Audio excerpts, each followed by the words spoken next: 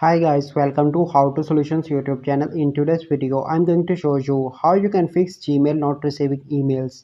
Before getting into this video, must subscribe to our YouTube channel and click on the bell icon. The first step you need to do is to open Gmail, and then you need to click on three bars in the top left and scroll down and click on settings, and then you need to click on your account, and then you need to click on manage your Google account, and here you need to scroll and click on payments and subscription and check your storage. If your storage is full, you need to buy a storage that is $20 per year.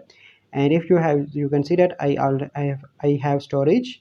Then you need to go back, and then you need to click on your account again and scroll down, and here you can find the option of synchronize Gmail. Click on that, and then you need to click on enable dynamic email.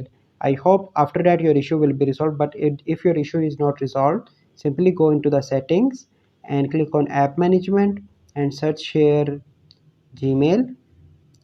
So once you search here Gmail, you simply need to click storage and cache and click clear cache and clear storage, and after that or your issue will be resolved.